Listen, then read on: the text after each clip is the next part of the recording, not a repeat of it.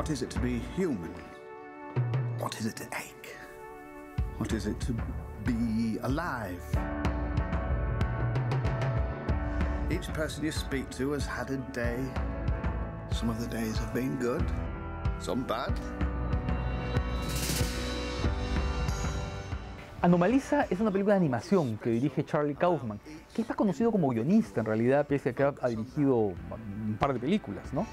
Es el guionista de Ladrón de Orquídeas, por ejemplo, y que es un personaje muy singular porque, por un lado, ha trabajado con actores muy conocidos, ¿no es cierto? John Malkovich y demás, pero por otro lado siempre está con un pie fuera de la industria, ¿no? Y hay un lado de afirmación independiente.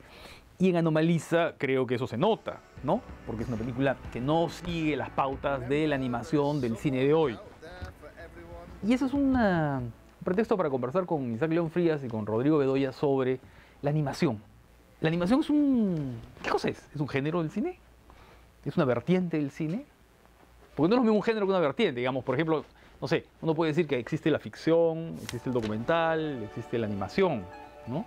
Pero se trata de géneros, porque en realidad en cada uno de ellos hay géneros. Hay géneros de la animación, géneros documentales, ¿no? Sí, yo diría que es una matriz genérica, ¿no? Una suerte de, también de supergénero, que no ha tenido, claro, a lo largo del tiempo, por razones de limitaciones, vamos a decir, tecnológicas, el desarrollo que tiene en estos últimos años, ¿no?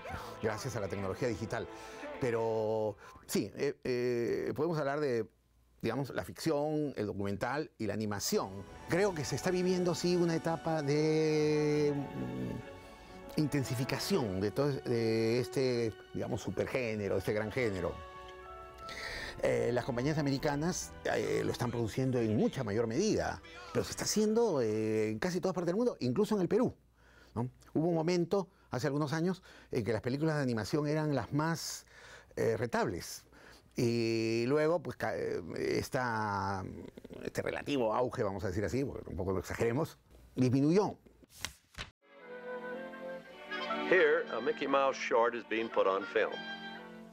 Mickey has been inked and painted on transparent sheets of celluloid. This happens to be a panorama effect where the character will walk in one place and the background keeps moving behind him to create the illusion. Each time a new cell of Mickey is photographed, the background must be moved a fraction of an inch. Photographing each one of these celluloids of Mickey and background makes a single frame of motion picture film. And here's how the action looks on the screen.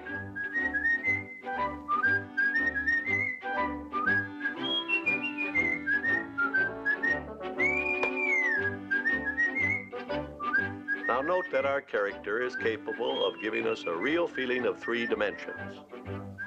He can move farther away and come closer.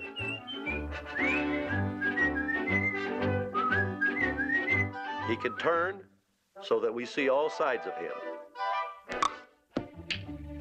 He seems to have roundness. There's nothing flat about him. He can almost poke his finger in your eye. But when he leaves, when he leaves, when he leaves, whatever dimension he has given the scene leaves with him. Now, the unnatural flatness of the background becomes evident. But besides being merely unrealistic, the old-fashioned flat background can also create a false effect. Porque la animación, claro, ¿qué cosa es? Hay una definición tradicional, ¿no? Es dar la ilusión de movimiento a aquello que es inanimado. Digamos, esa sería una primera, ¿no? Y claro, y eso se aplica a la perfección cuando se trata de dibujos animados, el cartoon, ¿no? Son diseños que dan la ilusión de movimiento al filmarse a determinada velocidad, ¿no? O por ejemplo cuando se animaba, no sé, pues muñequitos de arcilla, ¿no? O marionetas o lo que fuere. Lo que pasa es que ahora, ya con el mundo digital, existe una animación o una ilusión que no necesita cámara. Son películas que funcionan, digamos, en una programa informático, son archivos, ¿no? Existen como archivos que luego adquieren movimiento. Es interesante eso, ¿no? Sí, sí, y por lo que ya no se podría decir, bueno, lo mismo pasa con la imagen cinematográfica, que ya cada vez es menos imagen fílmica o fotográfica, ¿no? La animación ya no son dibujos animados como era antes, ¿no? Los dibujos bueno, eran dibujos propiamente, que se pintaba y que se imprimía en la cinta y que se dibujaba. El procedimiento Disney, digamos. El procedimiento Disney. ¿No? Los grandes clásicos, Bambi, Dumbo. Casi cada fotograma tenía que ser dibujado, ¿no?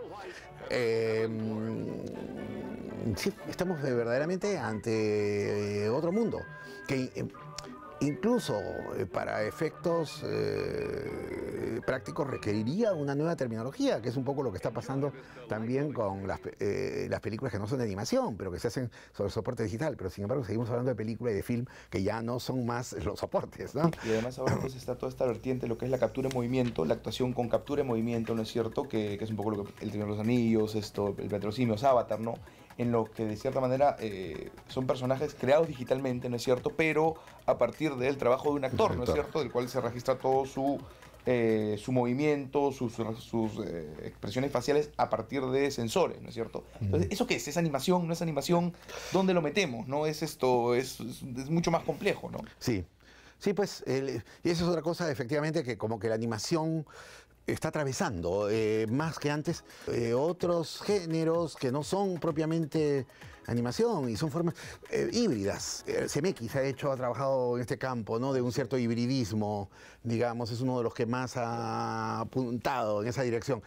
Expreso Polar incluso cuando vemos en la cuerda floja, cuando vemos en la cuerda floja y él está, ¿no es cierto? Este personaje que cruza las Torres Gemelas, ¿no? Que pasa de una torre a la otra y está en este Nueva York totalmente falso, ¿no? Además poéticamente transformado, porque es como estar en un lugar privilegiado, ¿no es cierto?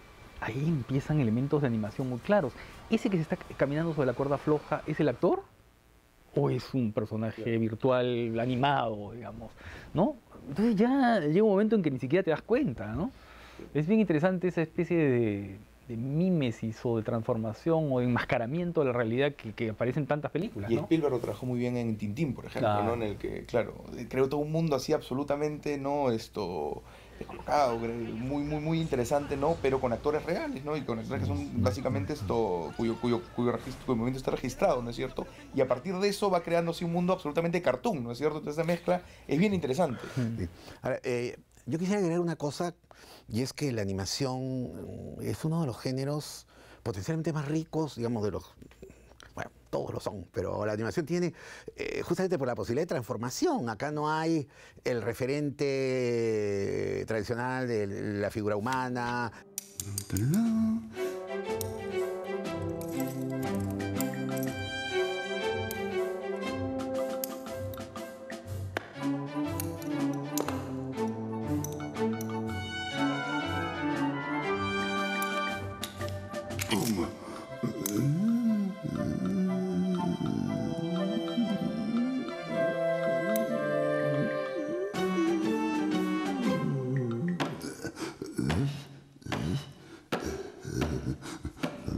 La animación puede romper con cualquier tipo de perspectiva. De hecho, han existido, son poco conocidas a lo largo del tiempo, líneas más experimentales de la animación en los países, por ejemplo, en Francia o en países de Europa del Este o en Canadá, donde trabajó este célebre animador Norman McLaren. Eso creo que está viviendo, por lo menos potencialmente, una nueva etapa, gracias a las nuevas tecnologías. Entonces, podemos esperar, como ya de hecho se han presentado en los últimos años películas de animación, para hacer desde casi visiones políticas. Vals con Bichir. ¿Ah? Vals con Bichir.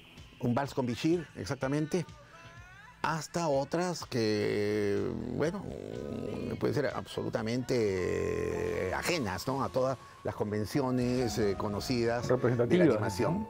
¿no? Figurativas. Sigue predominando, digamos, la línea Disney tuvo tanta fuerza que terminó un poco por arrastrar a otras, sobre todo en el panorama del cine norteamericano, ¿no? Creo, como mencionaba Rodrigo, Pixar es un ejemplo de animación industrial, diferente. Yo no diría, puede que no sea de autor, pero sí creo que hay ahí una voluntad, hay un nivel creativo, ¿no? Que supera, digamos, a lo que es la animación de las otras Está la presencia de John Lasseter, ¿no? Que es una personalidad, ¿no? Que sí es una personalidad creativa. Entonces, hay una marca menos individual, aunque esté Lasseter, claro, pero más, no sé, grupal, llamarlo corporativa, claro, que sí le da una presencia que un cierto grado podríamos llamar además autoral, hay ¿no? gente que trabaja todo el tiempo en Pixar, ¿no es cierto? Claro. Que desarrollan proyectos todo el tiempo, ¿no? Entonces, claro, eso da una cierta unidad. I remember Ed came to me and he says, let's do a little animated film, something that says who we are. I wanted something simple and geometric. And I was sitting there at the desk kind of thinking, and I just kept staring at this lamp, and it was sort of like a classic Luxo lamp.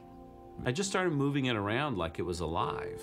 I love bringing inanimate objects to life and maintaining the integrity of the object and pull personality and movement and physics out of that.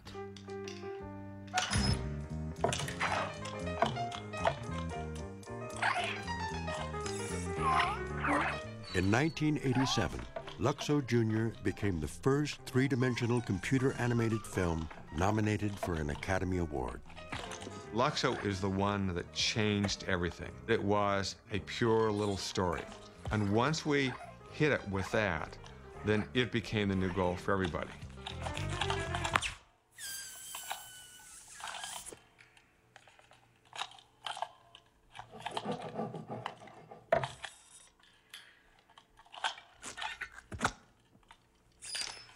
It was the combination of the new medium and John really bringing a character to life that made people say, oh my God. You know, and the smart ones say, look at this potential here. A hopping Luxo lamp would become a symbol of Pixar's optimism and determination.